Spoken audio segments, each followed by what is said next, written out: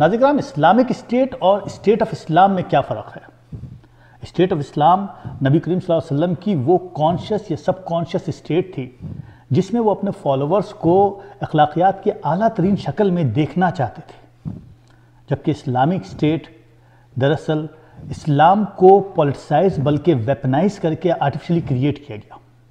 یہ دونوں اسٹیٹس کسی دریا کے دو کناروں کی طرح متوازی مگر مخالف سمت میں پچھلے 1500 سال سے چل رہے ہیں، اور بدقسمتی سے اس پورے عمل میں ان کے آپس کے تصادم کے نتیجے میں جو نبی کریم صلی اللہ علیہ وسلم کی تعلیم، روحانی تعلیم کو نقصان پہنچا، اس کے نتیجے میں آج 21ویں صدی میں مسلمان نہ صرف ذلیل و خوار ہوئے بلکہ میں کہوں گا اسلام بھی ڈیفیم ہوا۔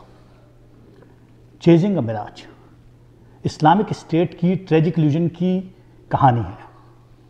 یہ کتاب طارق فتح نے لکھی 2008 میں، اور اس کتاب پر انہیں ڈونر پرائز ملا۔ طارق فتح کے بارے میں کچھ کہنا سورج کو چراغ دکھانے کے برابر ہے۔ میں چاہوں گا کہ طارق فتح کے الفاظ میں ہی آپ کو ان کو انٹروڈکشن دوں۔ طارق فتح نے اپنی کتاب کے پریفیس میں لکھا ہے، I am an Indian born in Pakistan, a Punjabi born in Islam, an immigrant in Canada with a Muslim consciousness grounded in a Marxist youth. I am one of the Salman Rushdie's many midnight children. We were snatched from the cradle of a great civilization and made permanent refugees sent in search of an oasis that turned out to be a mirage. I am in pain, a living witness to how dream of hope and enlightenment can be turned into a nightmare of despair and failure. Promises made to the children of my generation that were never meant to be kept. Today, the result is a Muslim society lost in the sand of Sinai, with no mosques to lead us out, held hostage by hateful pretenders of piety. Our problems are further compounded by collective denial of the fact that pain we suffer is caused mostly by self-inflicted wounds and is not entirely the result of some Zionist conspiracy hatched with the West. ناظرین کرام، بات کریں گے chasing اے معراج پر۔ Doctor Tariq فتح ہمارے ساتھ ہیں، اگلے segment ہم آتے ہیں، یوں ساتھ ساتھ رہیے۔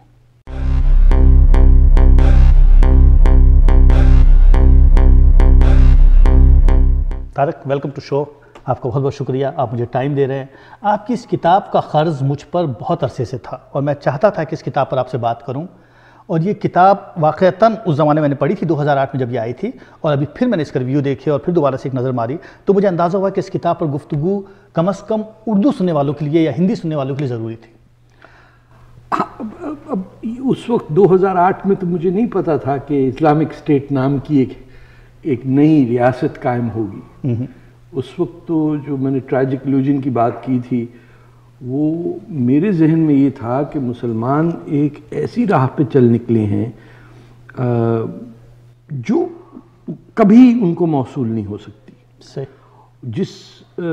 جس مملکت کا خلافت کا ان کو خواب ہے، چاہے وہ اسلامک ریپبلک آف پاکستان ہو، اسلامک ریپبلک آف ایران ہو، Islamic Kingdom of Saudi Arabia ہو، یا میں نے فلسطین کا بھی ذکر کیا، وہ بن نہیں پائے گی۔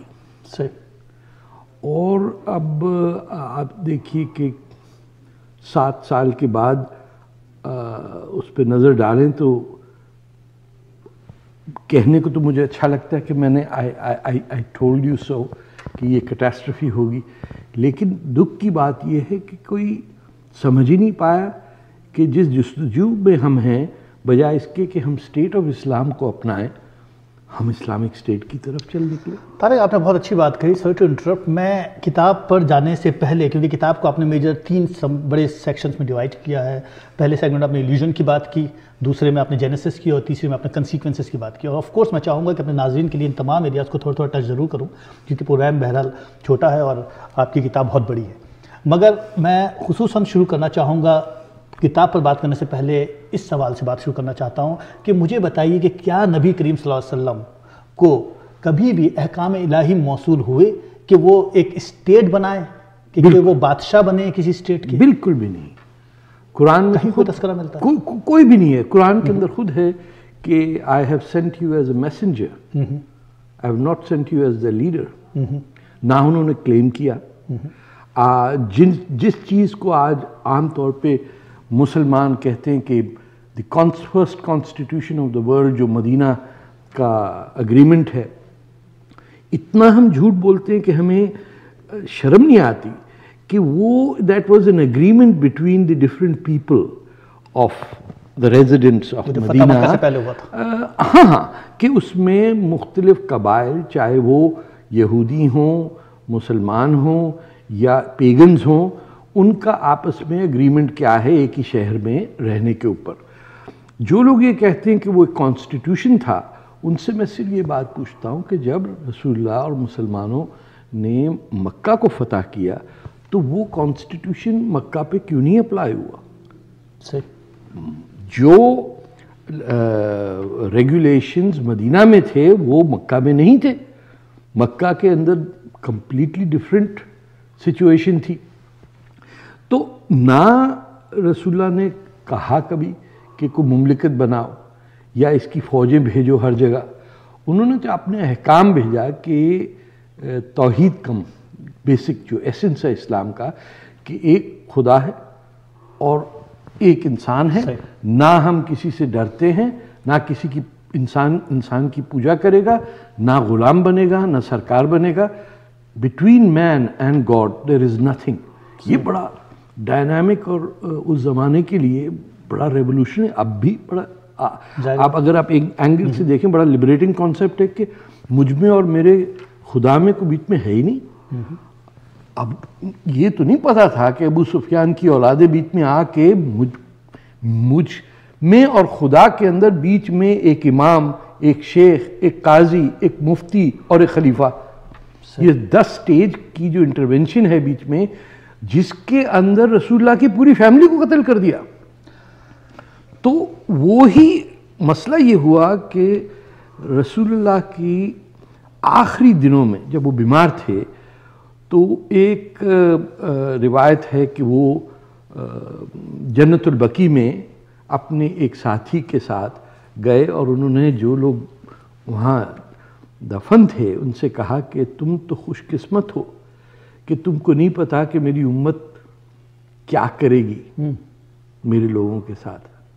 और वही हुआ। रसूलुल्लाह की डेथ के 18 घंटे तक तो किसी ने उनकी तदफीन नहीं की। झगड़ा, मार पीट, एक दूसरे की दाढ़ियाँ खींच रहे थे और ये तय कर दिया कि सिर्फ खलीफा बनेगा बनु कुरैश से, और सारे जो मदीना के जो मेजॉरिटी मुसलमानों की थी, अंसार को कह दिया कि तुम्हारा काम सिर्फ है हमारी खिदमत करना। तो वो जो पहला खुतबा था वो वहीं ख़त्म हो गया क्या? अरब को अजम पे, अजम को अरब। ये पहला खुतबा नहीं था, ये आखिरी खुतबा जो था वहीं ख़त्म हो गया जब वो एब्सोल्युटली, एब्सोल्युटली। इसमें कमज़ोरियाँ बड़ी हैं। ये बाकी खलीफा तो आम इंसानों की तरह है ना, कोई उनका कोई पैगंबर तो नहीं थे। वहीं ट्राइबलिज्म शुरू हो गया। जब आपने ये तय कर लिया कि खलीफा सिर्फ कुरैश से बनेगा और अंसार जो हैं, जो मेजॉरिटी में हैं, जिन्होंने रसूलुल्लाह को पनाह दी, वो सिर्फ उनका काम है खिदमत करें कुरैश को। ये अब ये देखिए कि आज तक ईरान का विलायत फ़क़ीह सिर्फ अरब हो सकता है बनु कुरैश का, ईरानी नहीं हो सकता ईरान का लीडर। 800 साल तक सिर्फ और सिर्फ बनु कुरैश के लोगों को खलीफा रखा। तुर्कों ने भी एंड में 1200, जब तक ये मंगोल्स ने आके तहस नहस की 13वीं सदी में, तुर्कों ने संभाल के रखा होता था खलीफा, जिसको कहते थे ये है खलीफा, बस खामोशी से, क्योंकि legitimacy of the caliph was only there if he came from the tribe of the Quraish. तो ये तो इस्लाम नहीं था। तारक, थोड़ा सा हम चलते हैं किताब के ऊपर, क्योंकि मुझे किताब को फोकस करना है आज। तो मैं चाह रहा था कि हमारे नाज़रीन को अंदाज़ा हो कि किताब कितनी मानी रखती है। किताब के पहले हिस्से में आपने जिक्र किया, मैं इस तरह चलना चाहता हूँ कि किताब के पहले हिस्से में आपने जिक्र किया उस इल्यूजन का स्टेट्स के हवाले से, और उसमें मेजर 3-4 स्टेट्स का जिक्र किया आपने। सऊदी अरब का, ईरान का, पाकिस्तान का और फ़लस्तीन का जिक्र किया। पाकिस्तान से गुफ्तगू शुरू करते हैं, फिर हम आहिस्ता आहिस्ता हर स्टेट को थोड़ा सा टच कर लेंगे। पाकिस्तान में आपने जिक्र शुरू किया ज़ुल्फ़िकार अली भुट्टो की پھانسی سے، اور ساتھ ہی آپ نے کمپیئر کیا محمود طاہر کو سوڈان، اسی وقت ان کو بھی پھانسی ہوئی کم و بیش اسی زمانے میں، اور ہم دیکھتے ہیں کہ سوڈان کے جو محمود طاہر ان کا بیک گراؤنڈ ہے، آپ نے خود لکھا اپنی کتاب میں کہ صاحب وہ اسٹیٹ اور اس کی سپریشن کے سخت، اور میرا خیال ہے کہ ان کے پیچھے یہاں تو جماعت اسلامی تھی اور وہاں پر اپنے ان کا طاہر صاحب کی جو بیک گراؤنڈ تھی وہ ریلیجس تھی، وہ پوری یقینی سے کہتے تھے کہ اسلام کا استعمال سیاست میں کرنا اسلام کی بے حرمتی ہے۔ ان کو تو اس پرنسپل پوزیشن کی وجہ سے ان کو سزائے موت ہوئی۔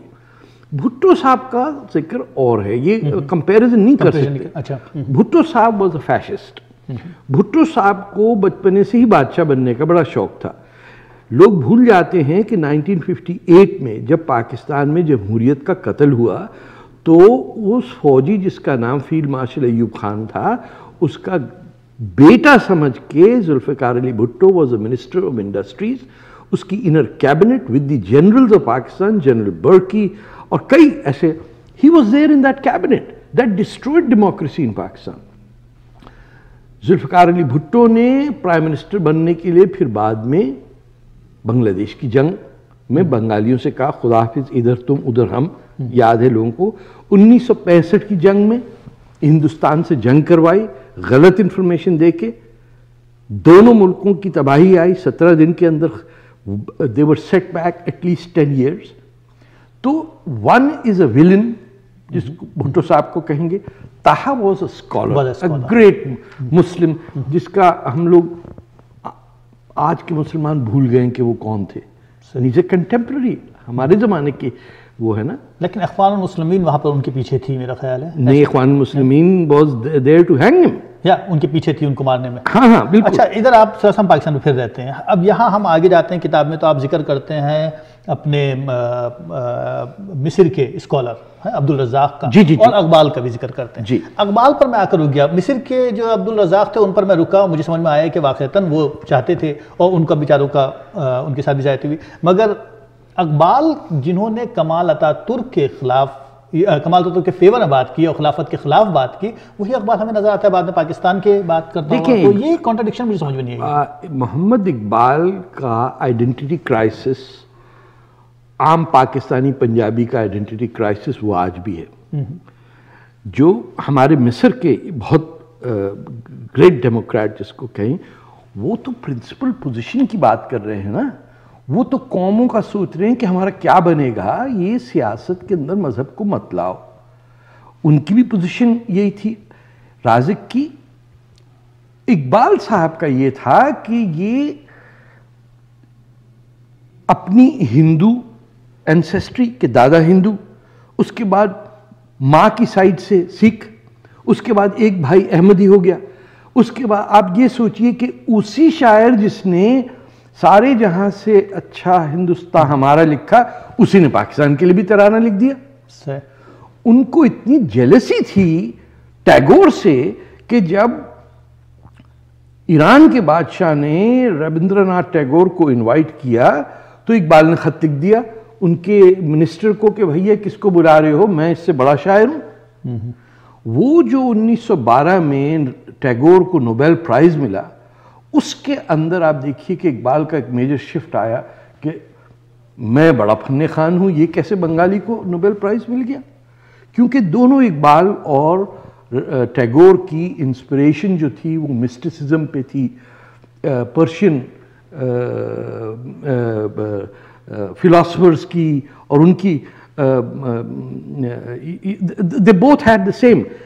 جہاں تک ٹیگور کا تھا he had a lot of respect for Iqbal, ان کے گھر گئے، ملنے بھی گئے، لاہور کے اندر ملاقات نہیں ہو سکی کیونکہ Iqbal was in Bahawalpur at the time، but Iqbal was always jealous of Tagore، and therefore he became a completely different figure out of selfishness۔ As a Punjabi, he never wrote in Punjabi، he never addressed anyone in that language۔ تو Iqbal represents everything that is messed up with Pakistani identity. Tariq short break میں جانا ہے. I'm sorry to interrupt. مجھے پتا ہے گفتگو بہت مزیدار ہو رہی ہے, ہمارے ناظرین دیکھ رہے ہیں, اور یہ میں چاہتا ہوں کہ ہم اس پر تھوڑی دیر اور رہیں پاکستان پر, اور کچھ ایران اور ترکی کی, ایران اور سعودی عرب کی ہم بات کریں اگلے سیگمنٹ میں, فلسطین پر بھی تھوڑی سی بات کر لیں. ناظرین کرام آتے ہیں شارٹ انٹرول کے بعد, یوں ہی ساتھ رہیے.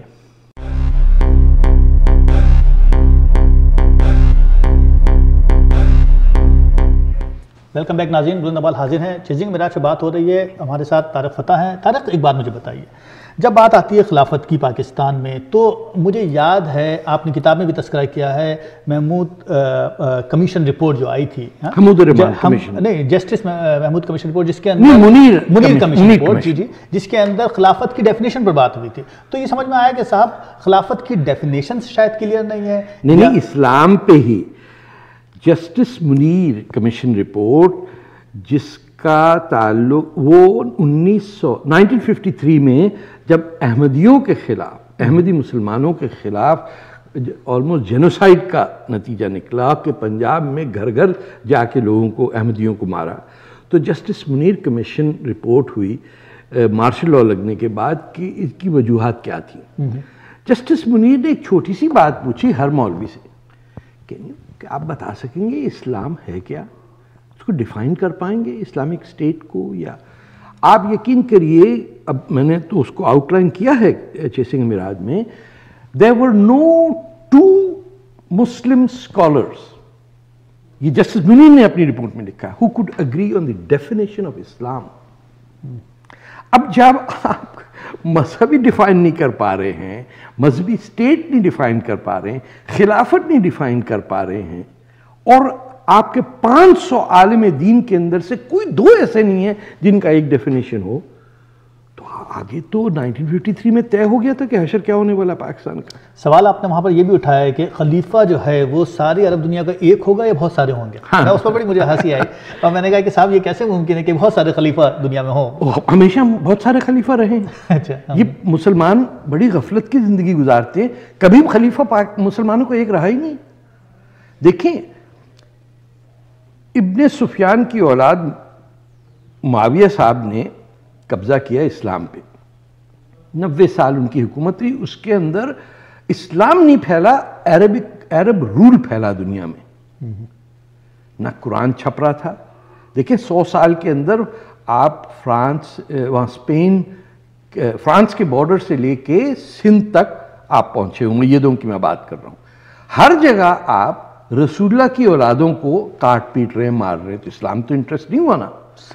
سندھ کے اندر امام حسن اور امام حسین کی اولادوں اور ان کے اولادوں کو پناہ ہندو بادشاہوں نے دی, ان کو قتل عام کرنے کے لیے محمد بن قاسم آ گئے, حجاج بن یوسف کے بھتیجے.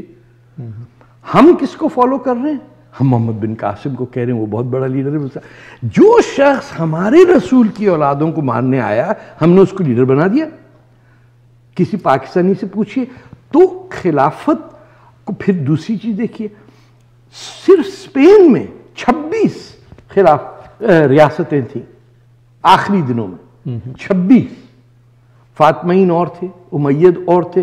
امید اسپین کے الگ تھے, امید ڈماسکس کے الگ تھے. عباسیوں میں سے کچھ بہاولپور پہ بھی حکومت آج تک کر رہے ہیں, وہی عباسی ہیں جو وہاں سے ڈماسکس سے بھاگ کے آئے ہیں. ہر شخص جس کو پناہ چاہیے تھی ہندوستان آیا. یہ ہے عظمت ہندوستان کی. تھوڑی سی بات سعودی عرب کی کر لیتے ہیں, کیونکہ ہم نے پاکستان پہ تو بہت کچھ لکھا آپ نے, لیکن سعودی عرب میں محمد علی جناح پہ نہیں جانا چاہ رہا ہوں, اس پر ہم اس سے پہلے بھی, اور میں نہیں چاہتا کہ سعودی عرب کا معاملہ جو ہے وہ بڑا سوالیہ ہے, کیونکہ وہ ابن سعود صاحب نے جس طرح سے محمد عبد الوہاب صاحب کو فالو کیا اور بعد میں سارا وہابزم پھیلا جیسے کہ آپ نے فرمایا, تو بیسیکلی اسلام تو کبھی آیا ہی نہیں. نہیں, سعودی عربیہ تو ایک ایسا ملک, دیکھیں وہاب صاحب یہ ابن تیمیہ کی فالوورز ہیں. نہیں 1700 کے, لیکن یہ دنیا پلٹا کھایا ہے اسلام کا 14 سینچری میں. جب ابن تیمیہ, جب منگولز نے عربز کی ایسی تیسی بغداد میں کر کے خلیفہ کو مارا ہے, قالین میں بند کر کے, وہ ڈرتے تھے کہ اگر خلیفہ مر جائے خون زمین کو زلزلہ آئے گا. یہ بیلیف تھی تھرو آؤٹ دا ورلڈ. قالین میں اس کو رول کر کے اس پہ گھوڑے چلوا کے ان کو مار دیا. اس پہ الزام لگ گیا شیعوں پہ کہ شیعوں نے مروایا.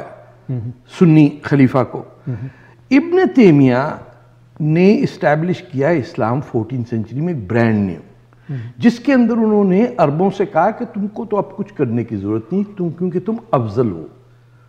وہ ہندوستانی یا سیاہ فام مسلمان جو اپنے آپ کو عرب سے ایکول سمجھتا ہے وہ گناہ گار ہے.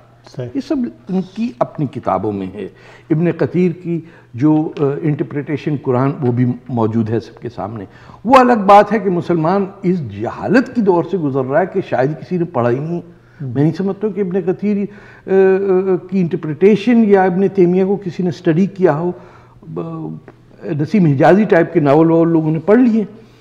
اب خلافت جب ایگزسٹ نہیں کرتی ہے ایک جگہ، جب اسپین میں الگ خلافت، شام میں الگ خلافت، مصر میں الگ خلافت، آپ ہندوستان میں بتائیے کب رہی خلافت؟ 1000 سال مسلمان لٹیرے ہندوستان کو تباہ کرنے پہ آ کے تیمور کی اولادوں نے جو تیمور نے خود حشر کیا، کوئی خلیفہ تو نہیں بنا. کبھی کوئی خلیفہ انڈونیشیا میں ہے؟ دنیا کا 300 ملین مسلمان رہتا ہے، ان کو آئیڈیا ہی نہیں خلیفہ کیا ہوتا ہے. تو خلافت کی بات کہاں سے آ گئی؟ اچھا، ایک اور ذکر جو آپ نے کیا شاہ ولی اللہ کے حوالے سے، احمد شاہ ابدالی کو دعوت دی گئی کہ صاحب آئیں ہندوستان پہ، اور انہوں نے ہندوستان پہ وہ جو دارالحرب اور دارالاسلام والی بات تھی وہ اٹ واز ویری. دیکھیں یہ آج بھی بات ہے کہ ہماری لائلٹی کس کے ساتھ ہے. اگر شاہ ولی اللہ یہ کہہ رہے ہیں کہ یار یہاں ہندو بہت رہتا ہے، بڑی تکلیف ہے ہمیں، نادر شاہ آ کے ہمارے بادشاہوں کو مار دے، وہ کوئی بات نہیں، تو اب آپس کی بات ہے.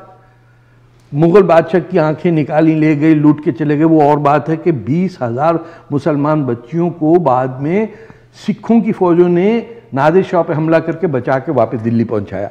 اس کا تو احسان آج تک نہیں اتارا ہم نے. ابدالی سے آپ کہہ رہے ہیں کہ ہندوستان پہ حملہ کر دو، خدا کے واسطے یہ ہندوؤں کو مار دو. بھائی جس راستے سے ابدالی آ رہا ہے وہاں تو صرف مسلمان رہتے، ہندو تو ہے ہی نہیں.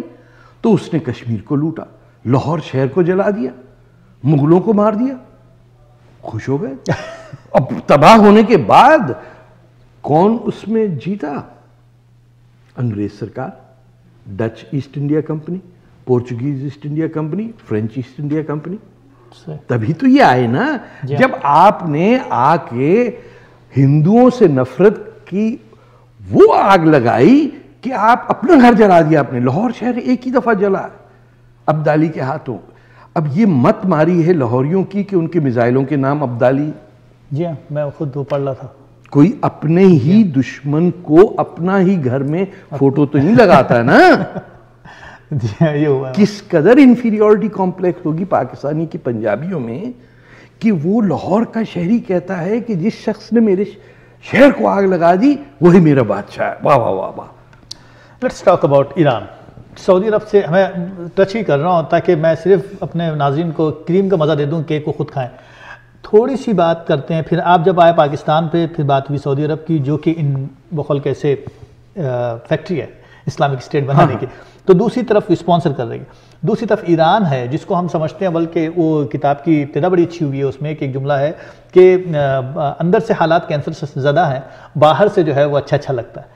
تو وہ جو کینسر زدہ ہے یہ کس قسم کی اسلامک اسٹیٹ ہے ایران میں؟ دیکھیں ایران کا دو مسئلے ہیں. ایک تو western world, United state specifically نے اپنے پٹھو بادشاہ کو بٹھایا. وہ تو آپ اس سے انکار نہیں کر سکتے. مصدق ایک الیکٹڈ لیڈر ہے، اس کا تختہ الٹا ہے. یہ سب تو امریکہ شریف نے کیا ہے نا، اس سے تو انکار نہیں کر سکتے. لیکن ایک دوسری بات ہے جس پہ کبھی مسلمان بات نہیں کرنا چاہتا کہ 1400 سال میں آپ نے ہر جگہ شیعہ کو مارنے کی قسم کھائی بھی ہے. شیعہ مسلمان ہر وقت 1000 سال میں چھپتا رہا ہے جگہ جگہ. اہل البیت والے جن کا ڈائریکٹ کنیکشن ہے امام حسین سے، امام حسن سے، حضرت علی سے، بی بی فاطمہ سے، وہ سب سے بڑا وکٹم رہا ہے شروع تاریخ سے. ہندوستان واحد جگہ ہے جہاں شیعہ آزادی سے اسلام پریکٹس کر سکتا تھا ہر وقت، even during the Times of the British. وہیں اورنگزیب نے ان کو مارا، اور جب شیعوں کو آپ نے قتل عام شروع کیا اورنگزیب نے ختم سلطنت. شیعوں کو جب آپ ایک مملکت ملے گی جب اسلام سبھی نے کھیلنا شروع کر دیا، ہر کوئی اسلام کھیل رہا ہے، تیل کی قیمت $3 بیرل سے $35 ہو گئی ہے، تو وارے نیارے ہوئے میں دنیا میں سعودی عربیہ پیسہ پھیلا رہا ہے، تو شیعہ بھی تو ڈیفینڈ کرے گے نا اپنے آپ کو۔ انہوں نے آیت اللہ خمینی آ گئے، اور وہ انقلاب جو کمیونسٹوں اور نیشنلسٹوں کا تھا اس پہ آیت اللہ نے قبضہ کیا، اور وہ تہس نہس کیا لبرل نیشنلسٹ پروگریسو لیفٹسٹ کا، کہ آج آپ دیکھیے 3 ملین ایرانی اپنا ملک چھوڑ کے بھاگ گیا، پاکستان آ گئے، ترکی چلے گئے، یہاں بیٹھے ہوئے ہیں۔ یہاں بیٹھنے والے جو ایران کی تعریف کرتے ہیں ایک دن گزار سکتے ہیں وہاں؟ یہاں پہ کوئی ایرانی ایران کی تعریف نہیں کرتا، اچھا، یقین کر لیے، صرف پاکستانی بد نصیبوں کا وہ ہے، پاکستانی شیعہ جو ہیں ان کو بڑا پیار ہے ایران سے۔ ایران کا جو شیعہ ہے، جو ایران کا ریفیوجی ہے، اس کی جسے پنجابی میں کہیں مت نہیں ماری ہے کہ وہ کہہ رہا ہے کہ یہ this is not paradise. Islamic Republic of Iran was the alternative Shia response to the Islamic Republic of Pakistan and the Islamic Kingdom of Saudi Arabia. سعودیوں نے پیسہ اور ان کا ایروگنس اور امریکہ سرکار کو خرید کے ایران کے خلاف، آپ دیکھیے اسرائیل ہمیشہ ایران کے خلاف بولتا ہے، سعودی عربیہ کے خلاف کچھ نہیں بولے گا، جبکہ یہودی سے زیادہ نفرت عرب کو ہے، ایرانی کو نہیں ہے تاریخی طور پہ۔ انفیکٹ سنی ارلی اسکالرشپ کہتی ہے کہ شیعہ جو ہے مسلمان ہے ہی نہیں، یہ تو ایک یہودی سیکٹ ہے، یہ بیچارے یہودیوں کو بھی نہیں پتا کہ یہ۔ تو آپ دیکھیے کہ وہابزم اور اسلامزم اور سعودی کنٹرول یہ ہے کہ American foreign policy is not controlled by Israel, it is controlled by Saudi Arabia. Prince بندر بن سلطان، آپ کسی کو $1 ملین دن کا اسکالرشپ لگا دیجئے اس کے بیٹے کو، دیکھیے کیا کیا نہیں ہو سکتا۔ تو ایران کا جو ہوپ ہے کہ جس دن ایران میں اسلامک ریپبلک ختم ہو کے ایک لبرل ڈیموکریسی آئی، آپ یقین کریے اس دن مڈل ایسٹ کا رخ پلٹ جائے گا، کیونکہ پڑھے لکھے لوگ ہیں۔ مسلمانوں میں تمام ملکوں میں سب سے زیادہ ٹرانسلیشن یورپین فلسفی ایران میں اب بھی ہوتی ہے۔ پورا اسلام نافذ کرنے کے باوجود نوروز کو نہیں ہٹا سکے آیت اللہ۔ طارق ایک چھوٹے سے بریک پہ جانا ہے، ناظرین کرام آتے ہیں شارٹ بریک کے بعد، بات کریں گے تھوڑی سی فلسطین پر، اور پھر کتاب کا ایک بڑا حصہ، ایک بڑا والیوم طارق نے ڈسکس کیا ہے جینیسس کے نام سے، جس میں انہوں نے پوری اسلام کی تاریخ، صلیبی جنگیں، اور آف کورس وہ پورا کا پورا سلسلہ نبی کریم صلی اللہ علیہ وسلم کی وفات سے بغداد پر حملے تک ہے، تو ایک بڑا حصہ ہے وہ، لیکن میں چاہوں گا کہ 10 منٹ کے اندر کم از کم اس کو تھوڑا سا ڈائلاگ کر سکوں اور بتاؤں کہ طارق نے کس طرح سے اس کو جسٹیفائی کیا ہے کہ اسلامک اسٹیٹ ایک ایلیوژن ہے۔ یوں ساتھ ساتھ رہیے، آتے ہیں شارٹ بریک کے بعد۔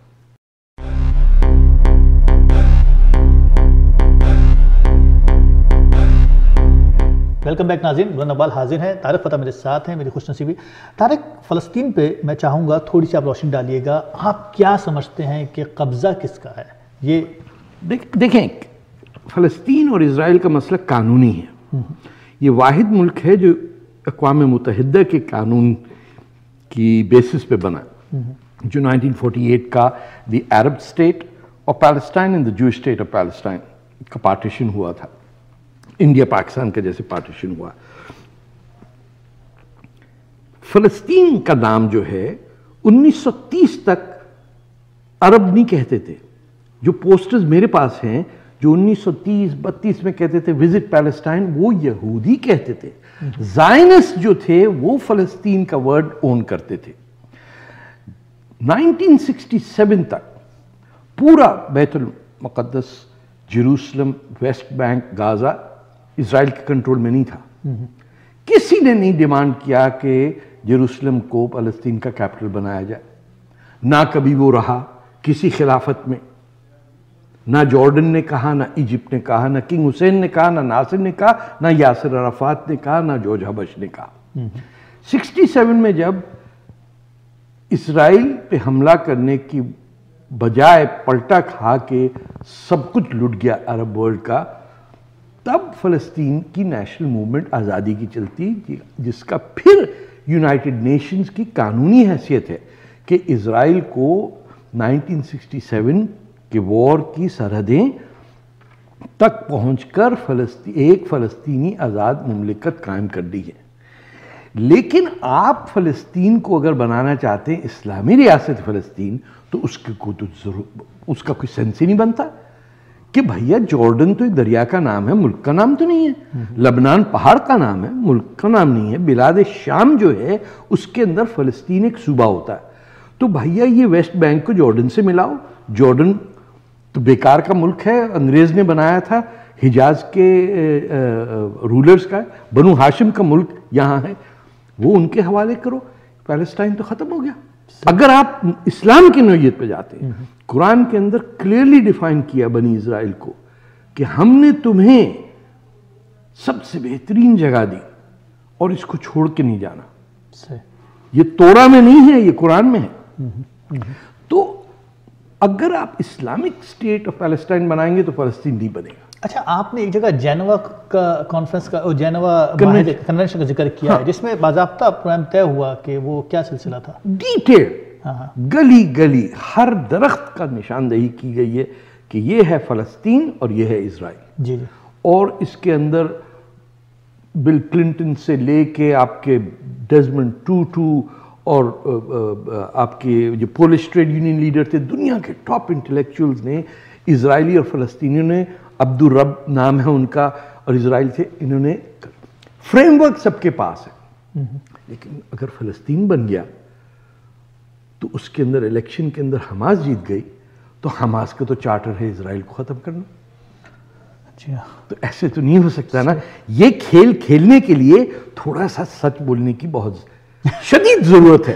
اب جھوٹ کا کاروبار جب تک مسلمان کرائے گا کہ انگلش میں کچھ اور عربی میں کچھ اور، تو آج کل تو بھیا ہر کوئی ٹرانسلیٹ کر لیتا.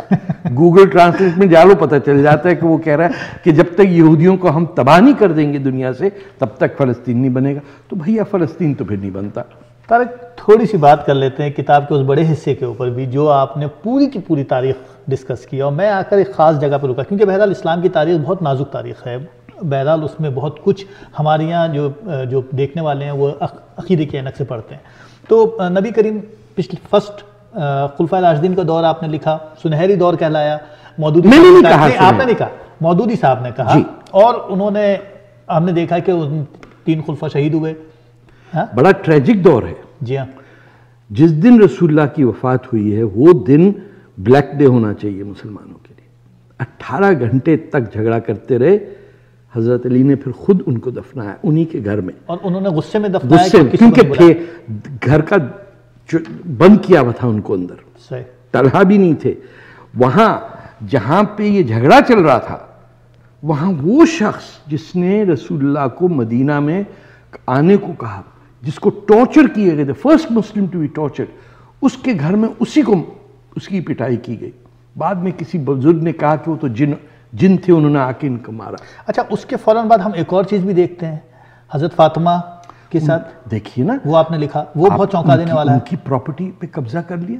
جی ہاں. فدق کا جو نبی کریم صلی اللہ علیہ وسلم کی بیٹی، یہ ان کی بیٹی، فاقے کے موقع آ گیا ان کے گھر پہ. حضرت علی اور بی بی فاطمہ کو کھانے کا نہیں تھا، ان کو مارا گیا، ان کا مسکیریج ہوا بی بی فاطمہ کا. تو یہ سنہرا دور ہے. اور اس کے بعد آپ نے جنگیں ان لوگوں پہ اناؤنس کی جو مسلمان تھے، اور انہوں نے کہا کہ ہمیں تو نہیں پتا کہ ہمیں زکوٰۃ آپ کو دینی ہے. یہ کب طے ہوا بھائی؟ مارے گئے وہ لوگ، ان کا قتل عام ہوا. اچھا، تھوڑا سا اور آگے بڑھ جاتے ہیں. اس کے بعد کے 200 سال ہم دیکھتے ہیں کہ اس میں کوئی 50 کے قریب جنگوں کا ذکر کیا آپ نے، اور تمام جنگوں میں ایک تشدد چلتا رہا، ایک دوسرے کی گردنیں کٹتی. دیکھیں، پہلے 100 سال جو ہیں وہ مسلمانوں کے دشمنوں کے ہاتھ میں تھا. جو امیت تھے یہ ابو سفیان کی اولاد ہے. میرے ساتھ کئی لوگ ڈس ایگری کریں گے. میں سائنٹیفکلی آپ سے کہوں کہ یزید نہیں بلکہ معاویہ بھی، اور ان کے بعد ایک خلیفہ عبدالعزیز کے علاوہ باقی سب لوگ عرب نیشنلزم میں بلیو کرتے تھے. ان کو رسول اللہ ایک عرب لیڈر نظر آتا تھا. جو غیر عرب مسلمان تھا ان کو رسول اللہ پیغمبر نظر آتے تھے کہ یہ ہیومینٹی کے لیڈر ہے. اور یہ کلیش جو تھا کہ ہندوستان میں عرب مسلمان جو تھا وہ جزیہ ریسیو کرتا تھا اور ہندوستانی مسلمان جزیہ پے کرتا تھا. یہ نہیں پتا ہے لوگوں کو. ایک ہندوستانی ہندو مسلمان نہیں بن سکتا تھا جب تک اسے عرب کفیل نہ ملے. مصر کے اندر مسلمان ہونے پہ پابندی لگا دی گئی، اور جب لوگ مسلمان ہوئے تو امید کیلیفیٹ کا کولیپس ہو گیا کیونکہ ٹیکسیشن ختم ہو گیا. جو خلیفہ عبدالعزیز نے کہا کہ I have not come here to be an accountant of God. بہت گریٹ لیڈر تھا مسلمانوں کا، امیدوں میں ایک ہی خلیفہ. I have not come here as an accountant. I'm come here to represent justice. اچھا بعد میں ذکر پھر، اچھا مجھے اتفاق سے انڈیکیشن آگے بریک کی. ناظرین کرام بریک کے بعد آتے ہیں، تھوڑی سی بات اور کریں گے ہم تاریخ پر اسلام کی، اور اس کے بعد بات کریں گے ہم جدید دور میں اسلام کے اوپر. کوشش کروں گا کہ کم از کم آج کے جو پرابلمس ہیں اسلام کے اس کو ٹچ کر سکوں جو طارق نے بہت ڈیٹیل میں ڈسکس کی اپنی کتاب. یوں ساتھ ساتھ رہیے، آتے ہیں شارٹ بریک کے بعد.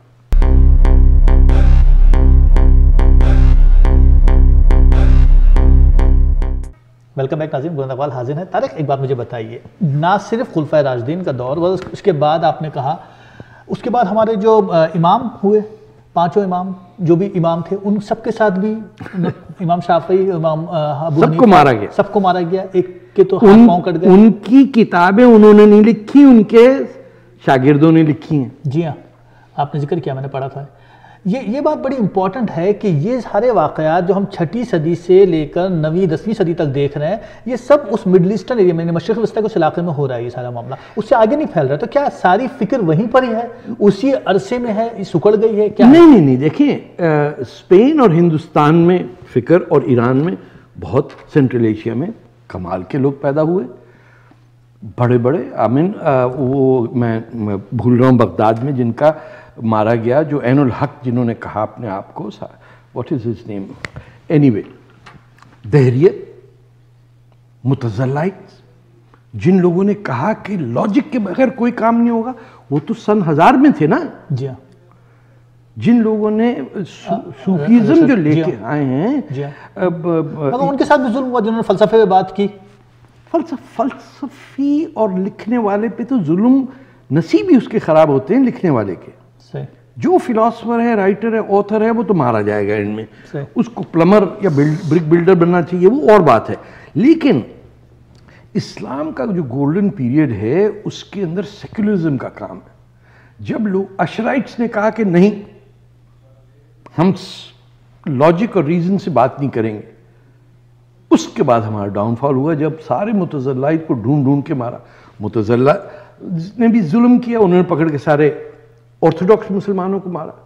یہ جو، اور اس زمانے میں ہر کوئی ہر ایک کو مارتا تھا. سیاست، جمہوریت تو بات ہے، فرینچ ریولوشن کے بعد کی بات ہے نا.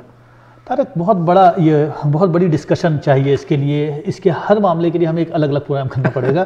لیکن یہ کہ آپ 12ویں صدی تک آئے اور آپ نے بغداد کو تقسیم دیکھا کرتے ہوئے، اور اس کے بعد آپ نے بتایا کہ 10 لاکھ کے قریب لوگ مارے گئے، اور اتنی لاشیں تھیں کہ گھوڑے ان پر سے گزر جاتے. زنج، جو مسلمان سیاہ فام لوگ افریقہ سے آئے تھے، انہوں نے ریوولٹ کیا تھا، جس کو زنج ریوولٹ کہتے ہیں. اس 14 سال تک، اور بائی دی وے ان کی قیادت کی ایک سندھی سید نے. یہ تمام جو تھے، ابسینیا، زنجبار، زنج ریوولٹ اسی سے کہتے ہیں.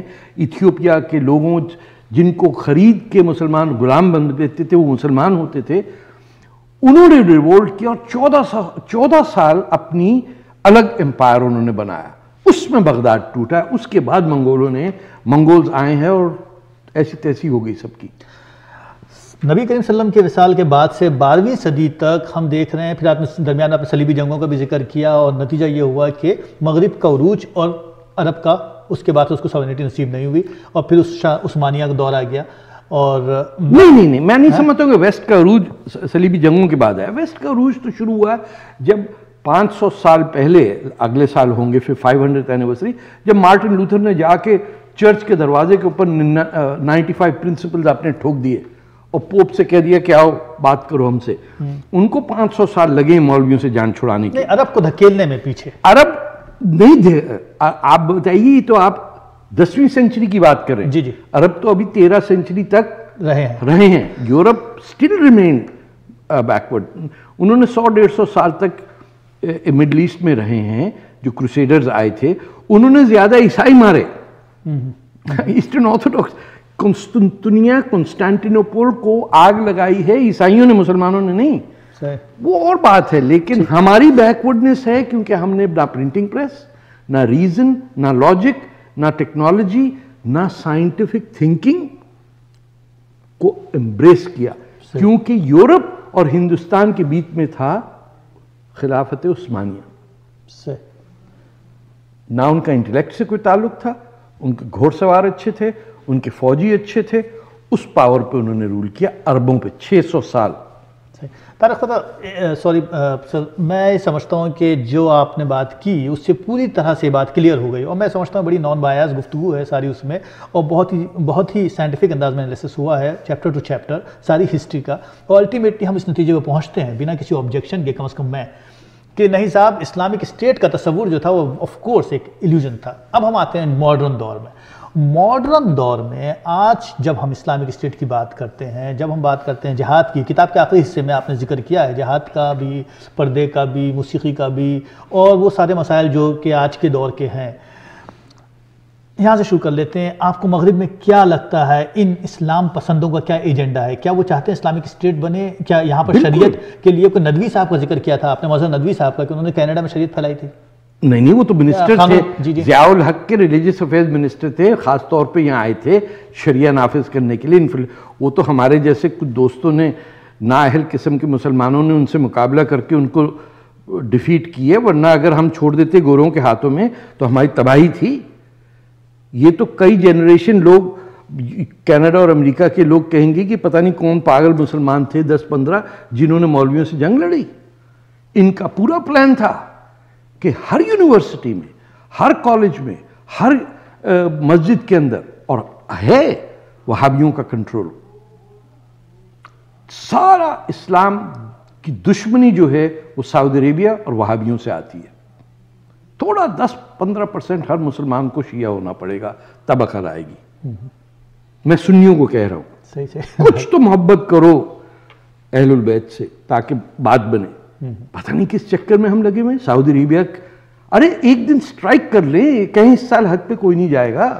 ایک چھوٹی سی بات اور میں یہاں کرنا چاہوں گا, خصوصاً اس قرآن شریف کے ترجمے کے حوالے سے, کیونکہ زیادہ تر مرد حضرات نے ترجمہ کیا, لیکن آپ نے لیلا بختیار کا ذکر کیا جنہوں نے اس کا ترجمہ کیا, تو اس کے اوپر بڑا آبجیکشن رہا. اس کتاب میں وہ بھی ڈائیلاگ ہے کہ صاحب خصوصاً مرد کا عورت کو مارنے کا جو حق ہے اس کے اوپر بحث رہی کہ صاحب اضراب کے معنی کیا ہیں, اور اس میں خاصی کھینچا. دیکھیں, میرا سلوشن سمپل ہے, میں کوئی عالم دین نہیں ہوں.